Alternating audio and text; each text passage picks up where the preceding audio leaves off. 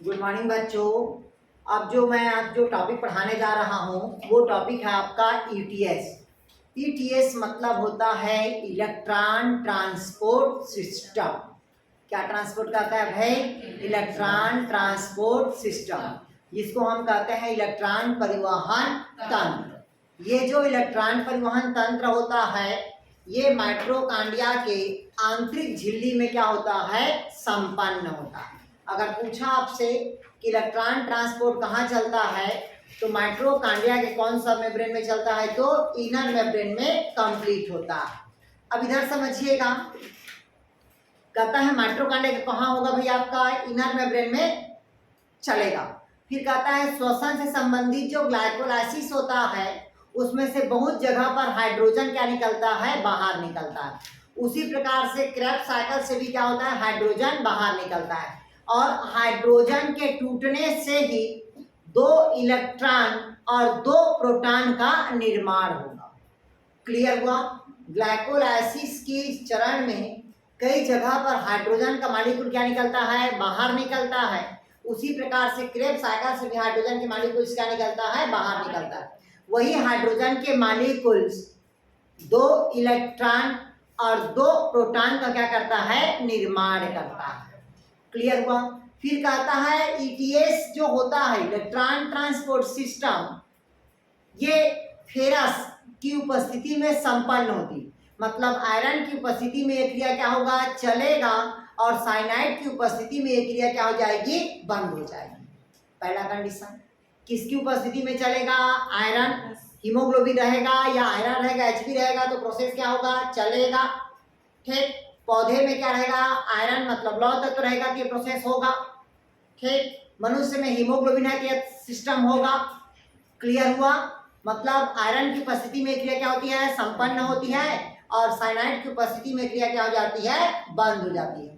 फिर कहता है यही जो हाइड्रोजन के मॉलिक्यूल्स होता है जो 2 इलेक्ट्रॉन 2 प्रोटॉन निकालता है, यही अंत में हाइड्रोजन के मॉलिक्यूल ऑक्सीजन के साथ बॉन्ड बनाता है और अंतिम उत्पाद के रूप में ईटीएस साइकिल में किसका निर्माण करता है? जल का निर्माण करता है। किसकी उपस्थिति में होता है? तो ऑक्सीजन की उपस्थिति में। किसका निर्माण करेगा बोला? हाइड्रोजन मतलब और ऑक्सीजन मिलकर किसका निर्माण करेगा? जल का निर्माण करेगा। अब ये जो ईटीएस साइकिल होता है ये 2 चक्रों से मिलकर बनता है, मतलब 2 साइकिल मिलकर क्या बनाता है? एक ईटीएस साइकिल का निर्माण करता है, जिसमें से पहला है आपका ग्लाइकोलाइसिस की साइकिल और दूसरा आपका क्या है? Krebs cycle. तो ग्लाइकोलाइसिस से जो हाइड्रोजन निकलता है और क्रेब्स साइकिल से जो हाइड्रोजन निकलता है उन्हीं सभी से मिलकर क्या बनता है? आपका ईटीएस का निर्माण होगा। किसका निर्माण होगा भाई? ईटीएस का निर्माण होगा। क्लियर है तक? अब देखिएगा जो ईटीएस होता है इलेक्ट्रॉन ट्रांसपोर्ट सिस्टम होगा वो कैसे चलता है समझिएगा। सबसे पहले बताया इलेक्ट्रॉन ट्रांसपोर्ट कहाँ चलता है? माइटोकॉन्ड्रिया के इनर मेम्ब्रेन में। क्लियर हुआ? किसकी उपस्थिति में? आयरन की उपस्थिति में। साइनाइड की उपस्थिति में क्या हो जाएगा? क्रिया बंद हो जाएगी। क्लियर हुआ तक यार?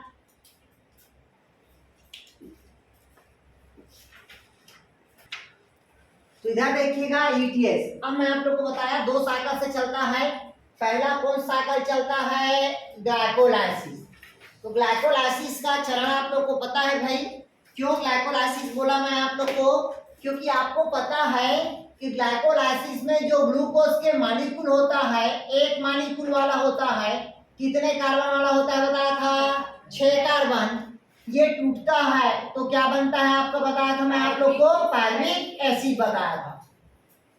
जो कितने मॉलिक्यूल वाला है? 2 मॉलिक्यूल्स वाला। कितने कार्बन वाला है? तो 3 कार्बन वाला। मतलब ये कौन साइकिल चलेगा आपका? Glycolysis cycle. क्योंकि ग्लूकोज से क्या बनता है? ग्लूकोज 6 फास्फेट बनता है, फिर फ्रक्टोज 6 फास्फेट बनेगा, फिर फ्रक्टोज 1,6 डाइफास्फेट। ये जो चारों मॉलिक्यूल है वो कितने वाले मॉलिक्यूल है? एक मॉलिक्यूल। कितने कार्बन वाला था ये? 6 कार्बन। अब उसके बाद बनता है क्या आपका? 3 डाइफास्फोग्लिसरिक एल्डिहाइड, फिर बनता है आपका 1,3 डाइफास्फोग्लिसरिक एसिड, फिर बनता है आपका 3 फास्फोग्लिसरिक एसिड, फिर बनता है 2-फास्फोग्लिसरिक एसिड, फिर 2-फास्फोइनोल पायरुविक एसिड, और अंत में क्या बनता है भाई आपका पायरुविक एसिड। एक जगह हाइड्रोजन क्या होता है, ग्राही होता है। तो भाई एक जगह से हाइड्रोजन आया, देखिए हाइड्रोजन आया जो NADH2 से क्या बनाया, NAD बना। क्लियर होता है? ये कौन साइकिल हुआ हमारा, ग्लाइकोलाइसिस साइकिल। दूसरा हमारा कौन साइकिल है, क्रेब्स साइकिल। तो पायरुविक एसिड से क्या बनता है, एसिटाइल कोएंजाइम। क्या बनता है भाई आपका, एसिटाइल कोएंजाइम। अब अजेलो एसिटिक एसिड और एसिटाइल कोएंजाइम दोनों मिलके क्या बनाया, साइट्रिक एसिड। तो क्रेब्स साइकिल का पहला उत्पाद क्या होगा, साइट्रिक एसिड। कितने कार्बन वाला होगा, 6 कार्बन वाला। साइट्रिक एसिड से क्या बनता है बताया था, आइसोसाइट्रिक एसिड। क्या बनता है भाई आपका, आइसोसाइट्रिक एसिड। मतलब एक और बनता है साइट्रिक एसिड से सी सेकोनेटिक एसिड बनता है, फिर आइसोसाइट्रिक एसिड बनता है, फिर आर्जेलोसक्सेनिक एसिड बनेगा, फिर अल्फा कीटोग्लूटेरिक एसिड बनेगा, फिर सक्सेनाइल कोएंजाइम, फिर succinic acid, fumaric acid, malic acid और आर्जेलो एसिटिक एसिड। क्लियर हुआ? मतलब एक कौन सा साइकिल है तो आपका क्रेब्स साइकिल। कौन सा साइकिल है, क्रेब्स साइकिल। और यहाँ पास क्रेब्स साइकिल के अंदर से 3 जगह से क्या बनता है, NADH2 क्या बनता है, NAD बनता है। मतलब ये क्रेब्स साइकिल से कितने जगह हुआ, 4, और एक कहां से हुआ आपका ग्लाइकोलाइसिस। टोटल कितना हुआ यहाँ पास से 5 हाइड्रोजन ग्राही हुआ।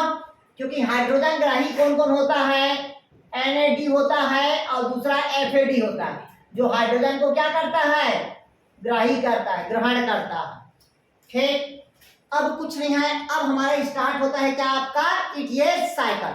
ETS साइकिल में जो क्वेश्चन बनता है ये सीक्वेंस को बनता है। तो ये सीक्वेंस टोटल कितना है तो 7। कितना अंडा बनाना है, 7।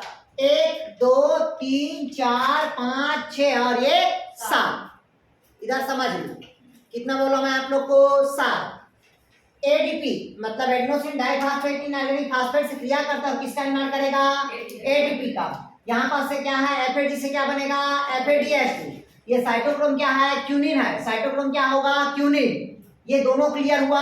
यहाँ से देखिएगा 2 इलेक्ट्रॉन ऐसे निकला, 2 इलेक्ट्रॉन इधर, 2 इलेक्ट्रॉन फिर इधर, 2 इलेक्ट्रॉन 2 प्रोटॉन, 2 इलेक्ट्रॉन 2 प्रोटॉन। ये क्या हुआ, ऐसे ट्रांसफर होते जाता है। ऐसे आ रहा कि नहीं आ रहा है, 2 इलेक्ट्रॉन और 2 प्रोटॉन वो ट्रांसपोर्ट होते जाता है। फिर कहता है, फिर यहाँ से क्वेश्चन बनता है इसका सीक्वेंस। पहला साइटोक्रोम क्या होगा, B, साइटोक्रोम B, फिर साइटोक्रोम C1, फिर साइटोक्रोम C, फिर साइटोक्रोम A, और अंत में साइटोक्रोम क्या हो जाएगा, A3 होगा। ठीक, अब इसको रटना है तो इसको समझिएगा कैसे, इधर समझिएगा हम जो बता रहे हैं इसको।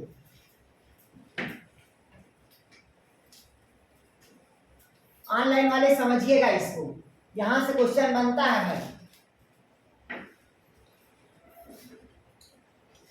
इधर देखिएगा ETS साइकिल कहां चलेगा बोला मैं आप लोग को, माइटोकॉन्ड्रिया के इनर मेम्ब्रेन में। कैसे याद रखना इसको समझिएगा। सबसे पहले मैं आप लोग को बोला ये यहाँ पास कौन साइकिल चलता है, ग्लाइकोलाइसिस। फिर ये कौन साइकिल है बोला था मैं आप लोग को, क्रेब्स साइकिल। जितने हाइड्रोजन ग्राही होगा वो सब आया, आया कि नहीं आया, कौन आया तो NADH2 आया। ये बनाता क्या है, NAD, हाइड्रोजन निकल गया तो ठीक, आया कि नहीं आया। 2 इलेक्ट्रॉन गया, कितने गोला गोला बनाना है, 7, 2 3 4 5 6 और ये क्या बन गया, 7 बना। क्लियर हुआ। 7 में से पहला लाइन 1 2 3 कॉलम छोड़ के लंबा, 1 2 3 कॉलम छोड़ के ऐसा कर दिया। ठीक, ये एडेनोसिन डाइफॉस्फेट इनऑर्गेनिक फास्फेट से क्रिया करता है, किसका निर्माण करेगा, ATP का। क्लियर हुआ। पुनः ATP क्या करता है, टूटता है ADP और प्लस इनऑर्गेनिक फास्फेट से। पूरा बनता क्या है, ATP और क्या बनेगा आपका, AD plus inorganic phosphate. Clear हुआ तक ये समझ आ गया। फिर बोला आपसे यहीं से हाइड्रोजन के मॉलिक्यूल्स क्या निकलता है, बाहर निकलता है। तो यहाँ देखिएगा 2 इलेक्ट्रॉन इधर, फिर 2 प्रोटॉन, फिर 2 इलेक्ट्रॉन 2 प्रोटॉन, ये ट्रांसपोर्ट होते जाता है। क्लियर हुआ तक। फिर अंत में बचता है बताया था O2 और किसका निर्माण करेगा, जल का निर्माण करेगा। क्लियर हुआ। अब ये वाला जो रहता है ये FADH2 से क्या बनेगा, FAD बनता है। साइटोक्रोम क्यूनिन होगा। अब यहाँ पर याद रखना ये Fe3+ होगा।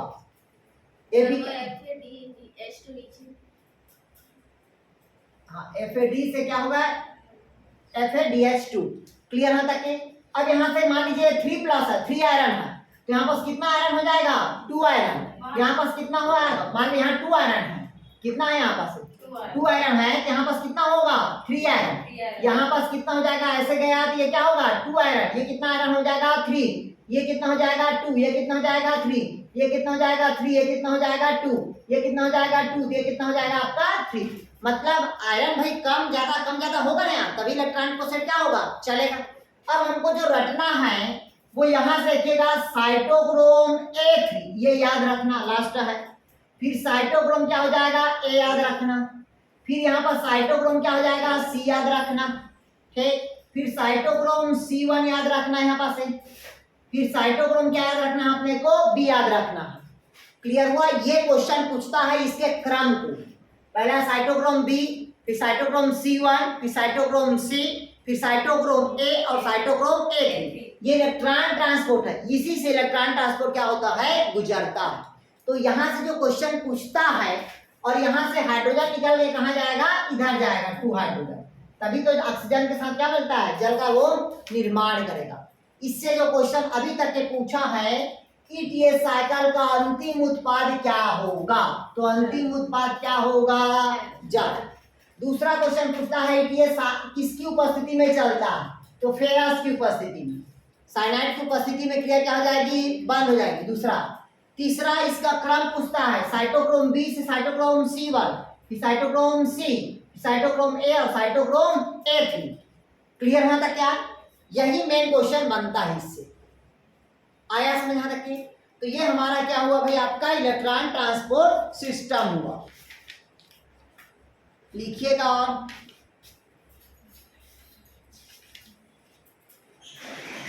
तो अब देखिएगा कहां कहां हमारा एटीपी का निर्माण हुआ, 38 एटीपी कैसे बनता है उसको समझिएगा यार। ठीक, इधर देखिए आप लोग, इधर समझ लीजिए भाई 38 एटीपी कैसे बनता है, क्योंकि जो 38 एटीपी का निर्माण होता है ETS साइकिल में ही होता है। इधर समझिएगा, ग्लाइकोलाइसिस साइकिल में कितना बताया था, कितना एटीपी का निर्माण होगा रे, 8 एटीपी का। और क्रेब साइकिल में कितना एटीपी बोला था, 30, कितना बोला था, 30 एटीपी, लेकिन 30 ना बोल के टोटल कितना बनता है यहाँ पर, 24 एटीपी। 24 कैसे बनता है इधर समझिएगा। ग्लूकोज का अंतिम उत्पाद क्या होता है, पायरुविक एसिड। पायरुविक एसिड से क्या बनता है, एसिटाइल को एंजाइम। फिर ऐसे है आपका, तो ये वाला क्या कहलाएगा आपका, क्रेब साइकिल। तो बोला था कि जो ग्लाइकोलाइसिस साइकिल कहाँ चलता है, साइटोप्लाज्म में। कहाँ चलेगा, साइटोप्लाज्म। जैसे ये हमारे बॉडी का सेल और ये बॉडी का सेल मतलब साइटोप्लाज्म। साइटोप्लाज्म में कौन साइकिल चलेगा बोला मैं, ग्लाइकोलाइसिस। अब सेल के अंदर साइटोप्लाज्म है, द्रव है, और द्रव के अंदर क्या है, माइटोकॉन्ड्रिया है। तो माइटोकॉन्ड्रिया के अंदर पे ऐसे ऐसे क्या रहता है, मैट्रिक्स रहता है, और मैट्रिक्स में कौन सा साइकिल चलेगा बोला मैं आप लोग को, क्रेब साइकिल चलेगा। यही बोला था ना यार। अब भाई ग्लाइकोलाइसिस में जो बना हुआ क्या है, पायरुविक एसिड है। अब माइटोकॉन्ड्रिया के अंदर इंटर करेगा कि नहीं करेगा, तो माइटोकॉन्ड्रिया के इंटर करेगा तो माइटोकॉन्ड्रिया में कितना मेम्ब्रेन होता है, बाइलेयर मेम्ब्रेन है, आउटर मेम्ब्रेन और इनर मेम्ब्रेन। और इसमें थोड़ा सा क्या होता है, पोरिन्स होता है। पोरिन्स मतलब समझते हो, माइटोकॉन्ड्रिया में छोटा छोटा क्या होगा, छिद्र होता है, जिसमें से ग्लूकोज, कार्बोहाइड्रेट, प्रोटीन, लिपिड सब कहाँ होगा, अंदर आएगा। और अंदर आएगा तभी क्या होगा, आपका एनर्जी प्राप्त होगा यार। तो यहाँ छोटे छोटे छिद्र से जो ग्लाइकोलाइसिस में बना हुआ क्या है, पायरुविक एसिड से क्या बनेगा भाई आपका, एसिटाइल। उसको ऊपर मत ध्यान दो, इधर ध्यान दो, वो अपना जगह बना के बैठ जाएगी। ठीक, पायरुविक एसिड से क्या बनेगा, एसिटाइल कोएंजाइम। किसका निर्माण हुआ पायरुविक एसिड से, एसिटाइल कोएंजाइम। तो कहता है माइटोकॉन्ड्रिया के दोनों झिल्ली के मध्य में, माइटोकॉन्ड्रिया के दोनों झिल्ली के मध्य में स्पेस पाया जाता है, जिसको कहते हैं पेरी माइटोकॉन्ड्रिया स्पेस, या इसी को पेरी माइटोकॉन्ड्रिया क्या कहेंगे, मैट्रिक्स कहते हैं। तो इसी दोनों झिल्ली के बीच में पायरुविक एसिड से क्या बनता है, एसिटाइल कोएंजाइम। तो इसी जगह पर कितना एटीपी बनता है, 6 एटीपी। तो यहाँ बस पायरुविक एसिड से एसिटाइल कोएंजाइम यहाँ बस लिखवाया था ना, NADH2 से NADH2 बनता है। तो यहाँ बस कितना एटीपी बनेगा, 6 एटीपी बनेगा कि नहीं बनेगा। तो 24 और 6 कितना होगा, 30 एटीपी। 30 और 8 कितना होगा आपका, 38 एटीपी। आया कुछ समझ गया, मतलब 8 एटीपी कहाँ बनेगा, ग्लाइकोलाइसिस साइकिल पे। क्लियर हुआ। 6 एटीपी दोनों माइटोकॉन्ड्रिया के झिल्ली के मध्य पे, और क्रेब्स साइकिल में कितना एटीपी बनेगा, तो 24। तो टोटल कितना एटीपी हुआ, 38। 38 एटीपी का क्या होगा, निर्माण। लेकिन नीचे लिखेगा पुराने पौधे की कोशिका में 36 एटीपी का निर्माण होता है, जिसको कहते हैं संट। लिखेगा पौधे की पुरानी कोशिका में 36 एटीपी का निर्माण होता है, 36 एटीपी का निर्माण होता है।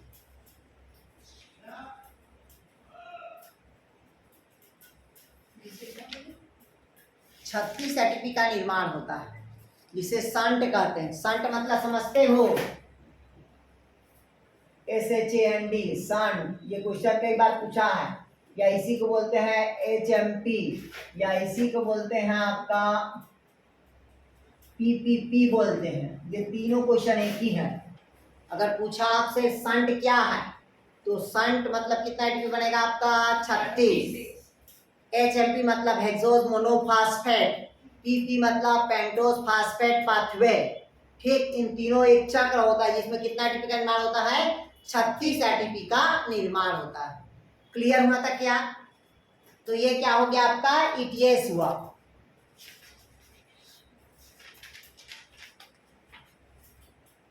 अब चलिए अगला लिखेंगे आप लोग भाई, फर्मेंटेशन। फर्मेंटेशन मतलब होता है किण्वन। सर ये 2 एटीपी कहाँ चला जाता है आप? कौन सा 2 एटीपी, ऐसे एटीपी है ना।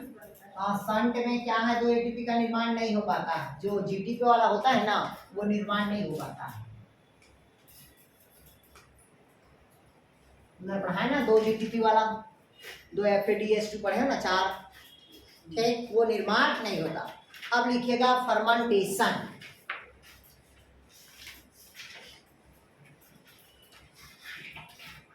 फर्मेंटेशन मतलब समझते हो, किण्वन।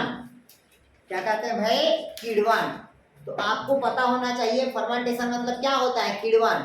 अभी आप लोग फर्मेंटेशन घर में बहुत करते होंगे, कर रहे हो कि नहीं कर रहे होंगे। अरे बोरेबासी डुबा रहे हो ना यार। मतलब कोशिका के क्या होता है, बाहर कौन सी क्रिया होती है, अनऑक्सी श्वसन। मतलब ऑक्सीजन की एब्सेंट में जो क्रिया होगी वो क्या कहलाएगा हमारा, फर्मेंटेशन। क्लियर है, जिसको हम क्या कहते हैं, किण्वन कहते हैं। जिसमें से आपको पता होगा कि अनुपस्थिति में, मतलब जैसे क्या लिखेगा, ये क्या है, C6 और क्या है, H12O6 है, कार्बोहाइड्रेट है। किसकी एब्सेंट होगा बोला, ऑक्सीजन की एब्सेंट में किसका निर्माण करता है अभी आपका, एथिल अल्कोहल का। प्लस क्या बाहर निकलता है, कार्बन डाइऑक्साइड। कितना एटीपी का निर्माण होगा, 2 एटीपी का। मतलब एक कौन श्वसन हुआ, अनऑक्सी श्वसन। और अनऑक्सी श्वसन क्रिया के दौरान जो एटीपी का निर्माण होगा वो क्या कहलाएगा आपका, किण्वन के थ्रू होता है, फर्मेंटेशन के थ्रू होगा। क्योंकि कोई भी चीज को हम क्या करते हैं, सड़ाते हैं या गलाते हैं, तो सड़ाना या गलाना वही क्या कहलाएगा, फर्मेंटेशन करता है। जैसे आपको पता होना चाहिए, एक ठो थैला, एक ठो क्या है, थैला। और थैला के अंदर बहुत सारा क्या रख दो, कागजात रख दो। पूरे कागजात रख दिए या पैसा को पूरा रख दो, और 4-5 ठो चूहा को डाल दो, तो चूहा अंदर से क्या करेगा, पूरा उसको कतर देगा। तो स्पेशल साइज देके कतरेगा क्या, नहीं, अलग अलग साइज में कतरेगा। तो वो पूरा प्रोसेस क्या कहलाया, फर्मेंटेशन, मतलब किण्वन कहलाएगा। क्लियर हुआ था क्या। अब जो किण्वन की प्रोसेस होगा वो अलग अलग होता है। जैसे पहला होता है अल्कोहलिक किण्वन, अभी ये जो करा है वो कौन सा कीटवन है? एल्कोहलिक है। एल्कोहल का फॉर्मेशन हुआ, एथिल एल्कोहल। किसका फॉर्मेशन हुआ? एथिल एल्कोहल का। कौन सा एंजाइम की उपस्थिति में? तो लिखिएगा जाइमेस एंजाइम की उपस्थिति में। पहले लिखेंगे एल्कोहलिक फर्मेंटेशन।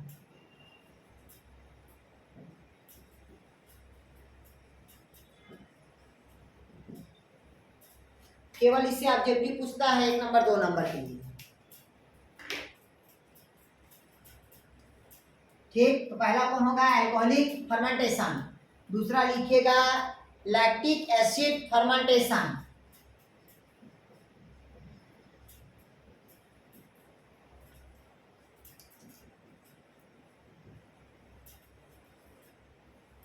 चलिए ध्यान समझिएगा।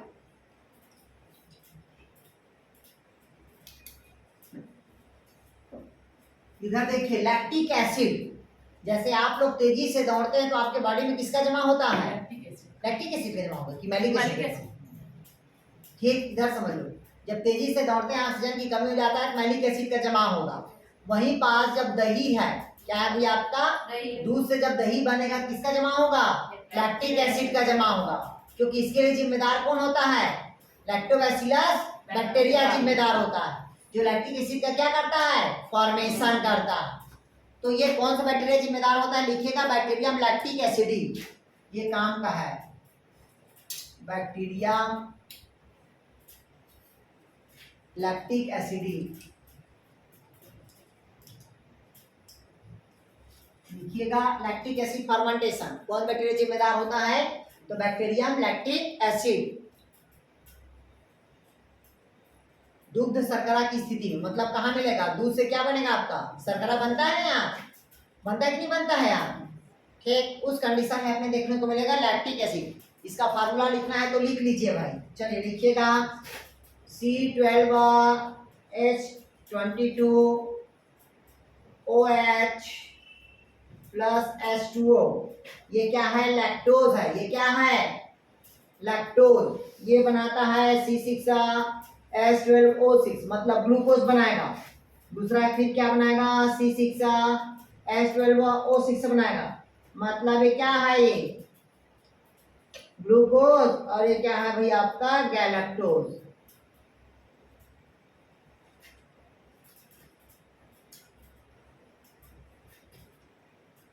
अब दो दो मॉलिक्यूल बनते जाएगा, क्या बनेगा? लैक्टोज बनेगा। ठीक, C6H12O6 कौन सा? Lactic acid. Lactic ACD bacteria की उपस्थिति में क्रिया करेगा और क्या बनाएगा? 2C3H6RO3 बनाएगा, मतलब क्या बन गया? ये लैक्टिक एसिड। चलिए समझा दूं इसको मैं, ध्यान से समझिएगा। लैक्टिक एसिड क्या होता है? फर्मेंटेशन, मतलब दूध शर्करा जो बनता है उसमें क्या होता है? लैक्टिक एसिड होता है। मतलब जो बैक्टीरिया होगा, कौन बैक्टीरिया होगा? तो बैक्टीरियम लैक्टिक एसिडी। ये देखिएगा ये कार्बोहाइड्रेट है हमारा, किसकी उपस्थिति में? जल की उपस्थिति में। जब आपके पास दूध रहता है, दूध में हल्का से क्या डालते हो? पानी डालते हो और मथते हो तेजी से। मथते कि नहीं मथते हो? मथते हो ना? जब तेजी से मथोगे तो क्या बनेगा? उसका जो ग्लूकोज अलग हो जाएगा और गैलेक्टोज होगा वो क्या हो जाएगा? अलग हो जाएगा। ठीक, फिर वही उसी को फिर वो करेगा, लैक्टिक एसिड प्रेजेंट रहेगा तो अंत में क्या बनेगा? वो 1-2 दिन खुला छोड़ देते हो तो लैक्टिक एसिड खट्टा का मात्रा क्या हो जाएगा? ज्यादा होता है। तो कौन सा बैक्टीरिया होगा? तो आपका लैक्टिक एसिडी। और क्या कौन सा अम्ल बनेगा? तो लैक्टिक एसिड बनेगा। चलिए अगला लिखिएगा। सर ये मतलब लैक्टिक एसिड के प्रेजेंस में कैसे लिखेंगे? अरे भैया ये ग्लूकोज है, ये कार्बोहाइड्रेट है। हाँ, कार्बोहाइड्रेट। लैक्टिक एसिडी बैक्टीरिया है। एसिडी बैक्टीरिया, एसिड नहीं है, लैक्टिक एसिडी बैक्टीरिया है। और क्या बनाएगा? ये लैक्टिक एसिड का निर्माण करता है। यार सब आधा हो जाएगा, देखो ना, देख कार्बन का सब आधा हो जाएगा, दिख रहा है ना यहाँ? नहीं आया समझ? कुछ नहीं करना है भैया, ये 2 लगा दिए, 3 दूनी कितना हुआ? 6 हुआ। 6 दूनी कितना हुआ? 12 हुआ। 3 दूनी कितना हुआ? 6। उसी का आधा करेंगे क्या बन गया? वो लैक्टिक एसिड बनाया। ठीक, इतना ही मेन पूछता है यहां से। ठीक, अब हेडिंग डालिएगा आप लोग आरक्यू। RQ मतलब श्वसन गुणांक। ये इससे क्या होता है, इसे फार्मूला देता है और पूछता है कि इसका RQ क्या होगा, इसका RQ क्या होगा। तो मैं लिख रहा हूँ बोर्ड में, उसको अच्छे से पढ़िएगा। ये देखिएगा, अब कहता है RQ। RQ मतलब होता है श्वसन गुणांक। तो श्वसन गुणांक मतलब क्या होता है कि श्वसन क्रिया के दौरान निष्कासित की गई कार्बन डाइऑक्साइड और वायुमंडल में उपस्थित ऑक्सीजन को लिया हुआ की मात्रा, इन दोनों के अनुपात को ही हम क्या कहते हैं, RQ कहते हैं। क्लियर हुआ? मतलब श्वसन क्रिया के दौरान उपयोग की गई क्या है, ऑक्सीजन, छोड़ा गया क्या है, कार्बन डाइऑक्साइड, इन दोनों के अनुपात को हम क्या कहते हैं भाई, RQ कहते हैं। क्लियर हुआ? तो RQ यहाँ पर दो प्रकार के होता है, एक तो ऑक्सीजन की प्रेजेंट में होगा और दूसरा क्या होगा, ऑक्सीजन के एब्सेंट में होगा। क्लियर हुआ? तो ऑक्सीजन की प्रेजेंट में हमेशा एक से कम भी हो सकता है, एक से क्या हो सकता है, ज्यादा। लेकिन ऑक्सीजन की एब्सेंट में हमेशा क्या होगा, इन्फिनिटी होगा, अनंत होता है। कैसे अनंत होगा, इधर समझिएगा। सबसे पहले कहता है, ये तो RQ का फार्मूला हो गया। अब ऑक्सीजन की प्रेजेंट में, किसकी प्रेजेंट में, ऑक्सीजन की प्रेजेंट में। जब ऑक्सीजन की प्रेजेंट में होगा तो वो क्या कहलाएगा, एरोबिक रेस्पिरेशन। कौन सा रेस्पिरेशन, एरोबिक रेस्पिरेशन। तो देखिएगा, ये कार्बोहाइड्रेट है, इसका फार्मूला कहता है C6H12 क्या है, O6 है। एटमॉस्फेयर से क्या लिया, ऑक्सीजन, नाक के थ्रू क्या छोड़ दिए, कार्बन डाइऑक्साइड। तो कितना ऑक्सीजन लिए, 6। तो लेने वाला हमेशा कहाँ रहेगा, नीचे, और छोड़ने वाला हमेशा कहाँ रहेगा, ऊपर। आया कि नहीं आया समझ? तो यहाँ पास कितने कार्बन ऐसे छोड़े हो, 6, लिए कितने हो, 6। तो 6/6 बराबर कितना होगा, 1। तो इसका कार्बोहाइड्रेट का जो RQ होगा ऑक्सीजन की प्रेजेंट में कितना होगा, 1 होगा। ये फार्मूला दिया रहता है निकालने के लिए। ठीक। दूसरा कहता है फैट, आयरन या हो सकता है प्रोटीन। इन तीनों का RQ हमेशा 1 से क्या होता है, कम होता है। क्लियर हुआ? जैसे यहाँ पर देखिएगा किसका लिखा है, फैट का लिखा है। इधर देखिएगा C57 है, हाइड्रोजन 104 है, ऑक्सीजन कितना है, 6। ऑक्सीजन कितना लिया, 83, छोड़ा कार्बन डाइऑक्साइड कितना, 57। तो भाई 57 बटे कितना हो जाएगा, 83। तो बटे कितना हो, मतलब कितना आएगा, 0.69। मतलब इकाई से क्या हुआ, कम हुआ। तो ये कितना होगा आपका, फैट का। उसी प्रकार से प्रोटीन का कितना होगा, 0.7। 0 कितना होगा, 7। इसका RQ होगा तो प्रोटीन का। क्लियर है?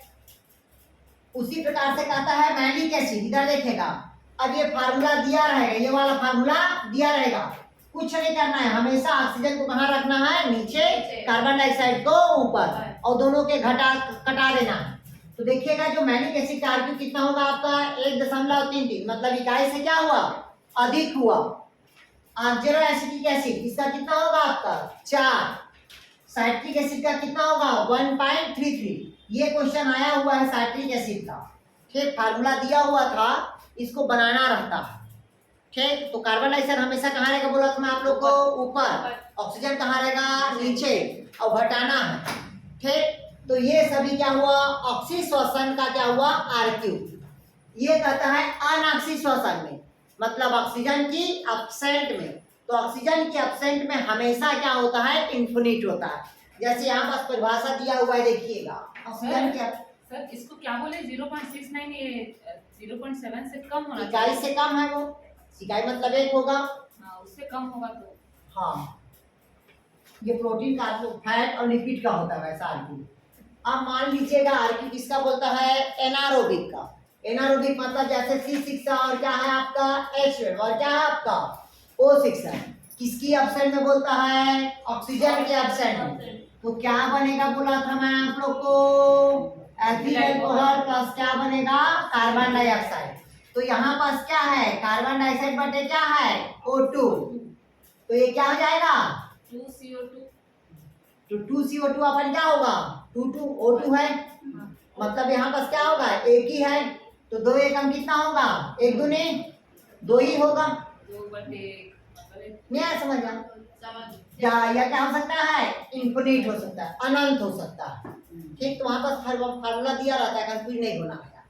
ठीक, तो हमेशा इसका ऑक्सीजन कैप्शन में क्या होगा, तो आपका इन्फिनिट होगा, अनंत होगा। ये क्या हुआ भैया, आपका RQ हो गया।